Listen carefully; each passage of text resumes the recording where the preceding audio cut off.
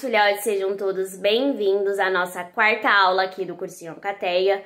Lembrando que eu dou a frente de Bio 1, ou seja, teremos novidades, teremos outras matérias aqui no canal, então fiquem de olhos bem abertos, principalmente nas nossas redes sociais. O nosso Instagram é cursinho_alcateia, tá bom? Aproveitando, se inscrevam aqui no canal, ativem o sininho e deixem seu like, tá bom? Hoje iremos falar dos lindíssimos carboidratos, né, que são compostos orgânicos. Então, a gente vai entender melhor sobre esse mundo, tá bom? Vamos lá! Os carboidratos, também chamados de hidratos de carbono, e eu vou explicar por quê. Hidrato de carbono, você lembra o quê? Hidratado. Hidratado, você lembra do quê? Água. Então, guarde essa informação. Eles também podem ser chamados de glicídios ou de açúcares, tá bom? Lembrando que os carboidratos são a nossa primeira fonte de energia. Como assim, professora? Vocês já perceberam que quando vocês, sei lá, comem um pão, comem uma massa, né? Acabei de comer um prato de macarrão, rapidamente eu fico saciável. No entanto, logo depois de uma hora eu sinto fome de novo. Esse é um dos motivos, eu vou explicar melhor pra vocês. Mas lembrem disso, é a nossa primeira fonte de energia, que o nosso metabolismo busca, né? Ali, nosso organismo. No entanto, eles não são os mais energéticos. Como assim, professora? Vocês precisam entender uma ordem, ou seja, a primeira fonte de energia são os carboidratos, a segunda são os lipídios e a terceira, são as proteínas. De acordo com o que a gente vai movimentando, né, falando dessas três fontes, vai aumentando a complexidade, ou seja, vai sendo mais difícil esse processamento do seu corpo, né, do seu organismo. No entanto, vai te provendo mais energia. Então, uma proteína te dá mais energia do que, né, um alimento que é rico em carboidratos. No entanto, ele é mais fácil ser processado e eu vou explicar melhor para vocês. Outro ponto que a gente precisa, né, entender é como que é a constituição de um carboidrato. Vamos pensar numa casa de alvenaria, ou seja, vamos pensar numa casa feita de tijolo. Pensem assim, uma parede, né, dessa casa feita de tijolo vai ter o nome de polímero. Peraí, vamos dar uma pausa. Toda vez que eu falar polímero, quando a gente falar de carboidrato, vocês vão lembrar da palavra polissacarídeo. Poli te lembra o quê? Muito. Sacarídeo lembra o quê? Açúcar. Muito açúcares, entendeu? Então vamos pensar. A parede chama polissacarídeo. Cada tijolo vai chamar monossacarídeo. Então, a junção de tijolos, que chama monossacarídeo, vai criar uma parede, né, que é a parede total, que vai se chamar polissacarídeo, constituindo aquilo que a gente chama do quê? 3 pontos, carboidratos. Lembrando que o polímero, o polissacarídeo, é quando você tem uma sequência de algo igual, são coisas iguais, formando uma sequência. Então, eu tenho vários monossacarídeos que são iguais, um do lado do outro, criando uma sequência que a gente chama de polissacarídeo, que a gente vai conhecer como carboidratos. Então, polímero é toda vez que a gente tem uma sequência de coisas iguais, né, em uma ordem. Quando eu falar carboidratos, vocês vão lembrar de polissacarídeos, que são constituídos de monossacarídeos, tá bom? Vamos lá. Os carboidratos, eles são chamados de hidratos de carbono, hidrato, hidratado, água, devido a essa fórmula CH2O, ou seja, além do carbono, eles têm hidrogênio e oxigênio, eles têm água, por isso que é um carbono hidratado. No entanto, na biologia, nem tudo segue a regra, sempre tem exceções, eu já falei isso para vocês. Ou seja, eles têm, né, tem carboidratos que têm componentes como nitrogênio, fósforo e enxofre, tá bom? Nitrogênio, fósforo e enxofre, saindo da fórmula geral, que é CH2O, tá bom? Então, por isso que tem outros nomes, como glicídio, açúcares e etc. Vamos continuar nessa linha de raciocínio. Os carboidratos são moléculas, né, orgânicas muito, né, numerosas. No entanto, como eu disse para vocês, elas não são, né, a que te dá mais energia. Então, vamos pensar assim. Na atmosfera, a gente tem muito carbono, tá? Principalmente na forma inorgânica. Como assim, professora? Qual é a forma inorgânica? É o famoso CO2. Eu acho que a gente até conversou na aula de água, se eu não me engano, quem faz essa conversão de um carbono inorgânico em um carbono orgânico. Quem é que faz isso? São seres fotossintetizantes. Fóton, luz, sintetizante, síntese e produção. Então, produção por meio da luz. Esses seres, eles fazem a conversão de um carbono inorgânico, que é o CO2, em um carbono orgânico. Por exemplo, né, a famosa glicose, que a gente vai falar muito em nossas aulas. Tem a ver com um processo chamado fotossíntese, um processo, né, que produz algo por meio da luz.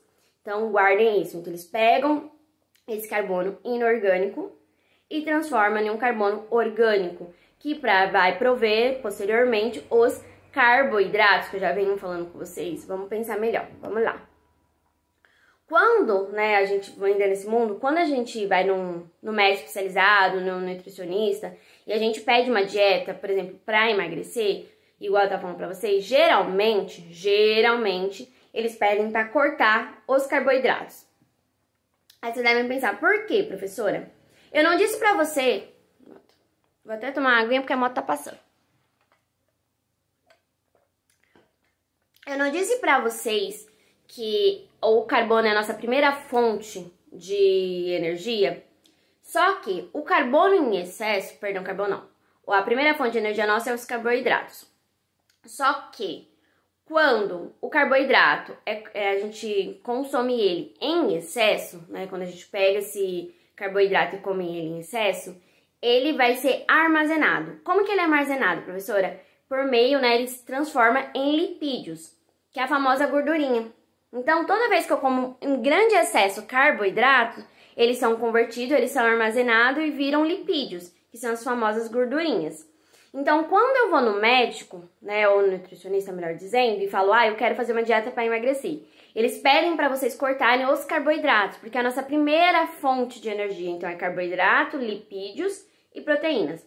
A partir do momento que eu tiro os carboidratos, o meu corpo, automaticamente, ele vai para a minha segunda fonte, que é os lipídios. Lembra que eu falei que os lipídios, né, além das gorduras que a gente come normalmente, quando a gente come o carboidrato em excesso, ele não vira lipídio? Tudo isso vai ser agora consumido pelo seu corpo, porque eu não tenho mais o carboidrato. Ou seja, automaticamente eu vou tirando essa reserva que ficou ali acumulada, o excesso, né, que a gente tem. Ou seja, você acaba emagrecendo, tá bom? Então, lembre disso, são 3 fontes. Primeiro, carboidratos, tá? Segunda, lipídios e terceira, proteínas, tá bom? Não se esqueçam disso. Lembrando que no processo de fotossíntese, né, a gente tem a conversão do carbono inorgânico em carbono orgânico, que são as glicoses. Primeira fonte de energia, carboidratos. Segunda, lipídios. Terceira, proteínas, tá bom? Fui lá, quero fazer um regime de emagrecimento, né, com um nutricionista, uma pessoa especializada, com certeza. Vamos tirar o carboidrato, geralmente. Vou para minha segunda fonte, que é os lipídios, que é o armazenamento, por exemplo, do excesso de carboidratos. Então, vou tirar e o meu corpo vai acabar emagrecendo. Em si, quando a gente consome, né, os carboidratos, eles são convertidos em moedas energéticas, que é o famoso ATP, que a gente já falou muito. Lembra lá das máquinas, lá que eu colocava uma fichinha, aquelas máquinas velhas, e começava a tocar música? É mais ou menos isso. Então, eu pego a minha molécula orgânica, é convertida em energia. Como que é convertida em energia? Transformada em ATP, que é essa moeda energética. Também, essa reserva ela pode ser consumida posteriormente, então ela é armazenada. Quando eu falo que os carboidratos são armazenados em células vegetais, eu chamo de amiloplasto. Quando eu falo em células animais, eu chamo de glândulos de glicogênio, tá bom? Lembrem disso. Quando a gente falar de carboidratos, glicídios, hidratos de carbono, né, vários nomes, a gente precisa entender que eles são divididos. Vamos de novo. Como assim, professor, eles são divididos? Eles são divididos em monossacarídeo, mono, oligosacarídeo, oligo vem de poucos carbonos, e polissacarídeos, que são muitos, tá? Poli vem de muito. Quando eu falar de monossacarídeos, que vem de é quando uma molécula tem de 3 a 7 carbonos. Então, eu vou ter a triose, a tetrose, a pentose, a quisose, perdão que enrola a língua para falar isso, até a heptose. Quem gosta de futebol vai matar isso muito por causa que só se lembrar tetracampeonato, etc. Então, vocês sempre precisam lembrar, de 3 a 7 carbonos, a gente vai falar de monossacarídeos. Os monossacarídeos, eles são solúveis em água. Como assim, professora? Vocês têm que lembrar essa regra. Eu ouvia isso muito quando eu estava no cursinho. Quanto mais carbono em algo, mais difícil ser diluído. Se eu tenho apenas uma molécula, que é de 3 a 7 carbonos, ela fica muito mais fácil ser diluída em água. Ela não sofre hidrólise. Por quê? Para sofrer hidrólise, eu preciso de 2 moléculas, no mínimo, para eu jogar algo, por exemplo, a água, para romper. Porque hidro é água, lise é quebra. Quebra por meio da água, hidrólise. Então, uma molécula chamada monossacarídeo, né, ela não vai sofrer hidrólise, tá bom? E ela é solúvel em água. Vamos lá. Dentro dos monossacarídeos, existem 2 principais, né, que são muito conhecidos, que são a pentose e a hexógeno. Por quê? Na pentose, a gente tem 2 moléculas muito importantes, que são RNA e DNA. O RNA e o DNA a gente vai falar muito quando a gente falar de genética, entre outros fatores, mas é muito importante. O RNA, ele é a famosa, né, ele tem a ribose. E o DNA, a gente tem a desoxirribose, tá? E eu vou explicar melhor nas aulas posteriores. Por que eu tô salientando esses 2?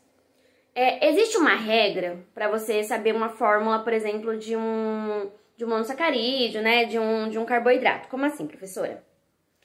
Toda vez que eu falo, por exemplo, uma tetrose. Tetrose eu lembro de 3, então eu vou ter 3 carbono. A regra é, conserva o carbono, por exemplo, eu tenho uma tetrose, então eu tenho 3 carbonos. Dobra o hidrogênio, então eu tenho C3H, se eu dobro o carbono, né, eu vou ter 6 hidrogênio. Vamos de novo. A regra é, conserva o carbono, dobra o hidrogênio e conserva o oxigênio, porque igual eu falei pra vocês, é hidrato de carbono. Toda vez que eu falo que é um hidrato de carbono, eu tenho o C, né, o carbono, o hidrogênio e o oxigênio. Essa é a maioria, mas tem as exceções, mas é assim. Então, eu vou ter carbono, hidrogênio e oxigênio. Qual é a regra? Conserva o carbono, dobra o hidrogênio e conserva o oxigênio. Então, se eu falo uma tetrose eu lembro de 3. Então, eu tenho 3 carbono. Eu dobro o hidrogênio, então vou ter 6 hidrogênio. E eu conservo o oxigênio, então continua com 3. Então, eu tenho 3 carbono e 3 oxigênio. Eu dobrei o hidrogênio, eu tenho 6 hidrogênio. Uma tetrose, eu tenho 4 carbonos e 4 oxigênios. Mas eu dobro o hidrogênio, então eu tenho 8 hidrogênios. Por que eu tô ressaltando isso? Quando a gente fala da pentose, que está dentro dos monossacarídeos, ou seja, de 3 a 7 carbonos, existe uma exceção da exceção. Como assim, professora?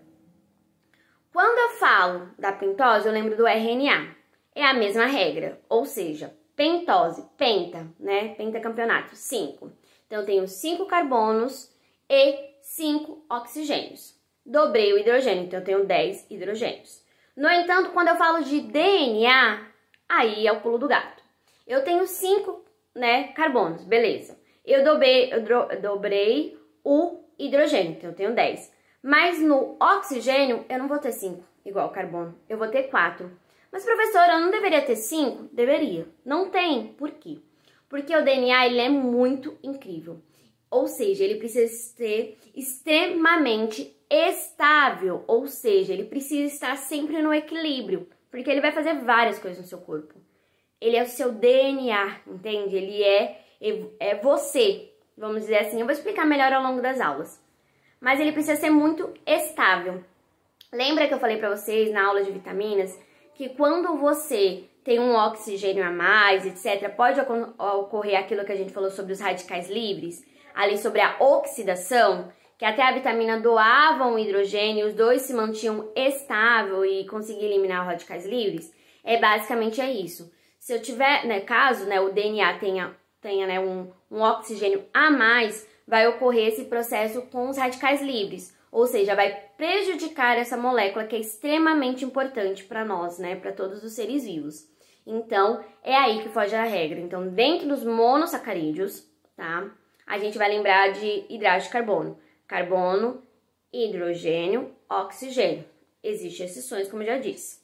Dentro dos monossacarídeos, a gente vai lembrar das pentoses. Pentose, você lembra de 5. Qual é a regra? Conserva o carbono, dobra o hidrogênio, conserva o oxigênio. Qual é a exceção? DNA. Em vez de O5, ele vai ter O4. Por quê, professora? Porque pode ocorrer de ele ter mais um oxigênio, ocorrer o processo ali dos radicais livres e prejudicar essa molécula que é extremamente importante para nós seres vivos. Beleza? Beleza.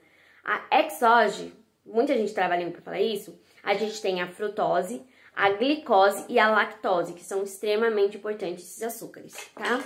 Perdão, quase derrubei o negócio aqui. Falei dos monossacarídeos, vamos falar dos oligosacarídeos. Tomar um pouquinho mais de água. Os oligosacarídeos, oligo vem de pouco, ou seja, poucos carbonos. Um exemplo é, por exemplo, os disacarídeo. Eu lembro de 2, ou seja, aqui eu não vou ter só mais uma molécula só. Aqui eu vou ter 2 moléculas, ou seja, por exemplo, a maltose, que é a glicose e glicose, a lactose, que é a glicose e galactose, a sacarose, que é a glicose mais frutose. Todos eles são solúveis em água, porque eles ainda têm pouco carbono, só que eles sofrem hidrólise. O que é hidro?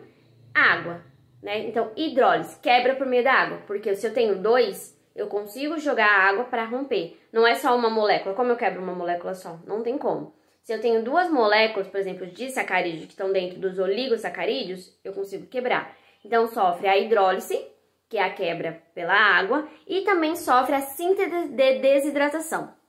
Síntese, produção. Desidratação, né? Você lembra de perder água.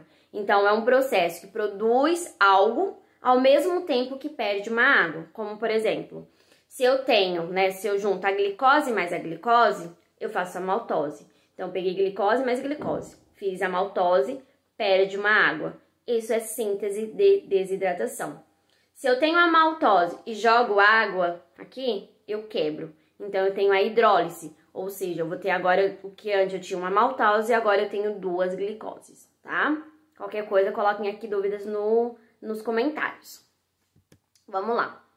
Eu falei dos monossacarídeos, eu falei dos oligosacarídeos e agora eu vou falar dos polissacarídeos. Poli são muitos. Por exemplo, a quitina, que é o exoesqueleto de alguns insetos, as paredes dos fungos. Por exemplo, quando você vê uma cigarra, às vezes você vê tipo um esqueletinho, né? Aí você fala, o que é isso? Ela tá morta, ela secou? Não, é o exoesqueleto dela, é um processo que ela passa. É feito de quitina, que é um polissacarídeo, ou seja, muitos açúcares. A gente também tem a celulose, que é a parede da célula vegetal. A gente tem o amido, né, que é a reserva, né, de energia da planta. E o glicogênio, que é a reserva de energia ali dos animais, que a gente vê no fígado e no músculo, tá? Eles são insolúveis em água. Professora, por que eles são insolúveis em água? O que eu falei pra vocês? Quanto mais carbono, mais difícil ser solúvel em água. Se eles têm muito carbono, vai ser muito difícil eles serem insolúveis em água. Eles não são doces, diferente aos outros que a gente estava falando, e sofrem hidrólise, porque, como eu disse, tem vários, eu consigo jogar a água e quebrar aquela estrutura. Os carboidratos, eles podem ser classificados como simples, por exemplo, a glicose, né? Formada apenas por açúcar simples, ou complexos, tá? Com cadeias maiores e etc. Então, ele tem esses 2 tipos. Basicamente é isso, meus amores. Basicamente... Eita, ó, tá difícil. Basicamente isso. Eu agradeço a presença de todos novamente aqui. A próxima aula, se eu não me engano, é de lipídios. Então, se mantenham aqui, se mantenham firme em Alcateia, nos sigam no Instagram, deixem o seu like, recomendem para os amiguinhos e a gente vai ter várias e várias novidades, tá bom? Um beijo e tchau, tchau!